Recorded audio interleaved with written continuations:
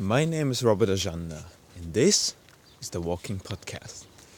So, good morning to today's story on principles, and it's something that I haven't come to a conclusion for myself yet, too, and I just want to raise this really interesting question here to share it with you and think about principles and how and who is using them.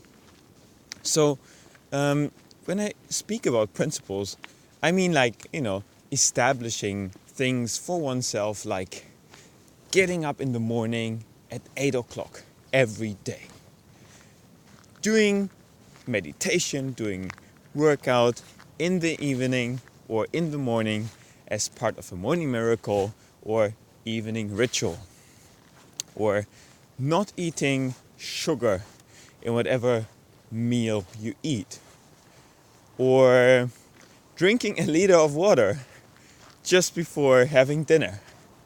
All these, for me, are examples of principles that I can follow in my life. And why would I do it? Well, at least for me, my aspired goal in life as of now is to live presently, to live the moment with sort of focus and dedication and an awareness, a kind of feeling that I'm doing the absolutely most in a given situation in connection to who I am. So, in a sense, living the moment in a way that it just feels right. The thing is, for me at least, as a person, I feel that sometimes principles can just help me to reach that goal. And when speaking about food, it's that a typical example and a typical problem that I still face is food overconsumption, that in certain moments I just eat way too much food. And the question that I've been thinking about now is, what if I use just a good number of principles to help me overcome this problem, like having a liter of water just before a meal, or trying to avoid sugar or butter on a bread, for example. Can all these principles, can all these kind of guidelines help me to reach my goal of living a moment presently with focus and dedication? And the interesting question I want to put out now here and share with you is, do they work? Are they like universally applicable, and do they fit everyone? I had this conversation with a friend of mine, and he just honestly shared with me that what I just told him about all these kind of strict guidelines that kind of help to take away ambiguity and to make life probably more clear and to ease decision making.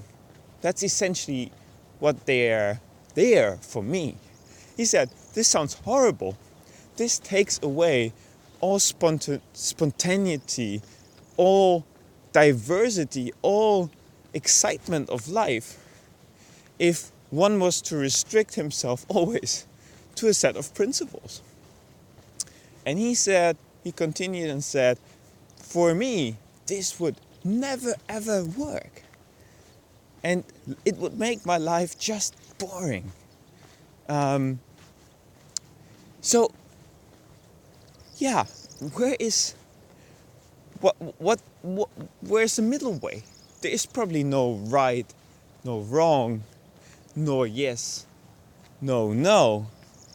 But what can we learn from principles, and how can we maybe apply principles as such that they are helpful in certain moments. So for me, it will definitely mean that I continue to explore some principles and make some of them a habitualized routine and try to follow them as closely as possible, as long as I feel that they make me feel more myself in a certain moment. And that's all I wanted to share today with you on principles. My name is Robert Ajanna. I'm signing off from the Walking Podcast and this story on the right and wrongs, the yes or no's of using principles for one's life and for one's well-being. I hope there was like something in there for you to think about, and if that was the case, then go ahead and share it with someone that you feel was heavily involved in using principles in his or her own personal life, and maybe that person just knows something that I haven't thought about yet. And then please, if you are that person, then get in touch with me and let's have a conversation about it. I would love to learn from you. I wish you all a wonderful day filled with sunshine and hopefully not too much rain. And then I see you next at the next following story. Goodbye.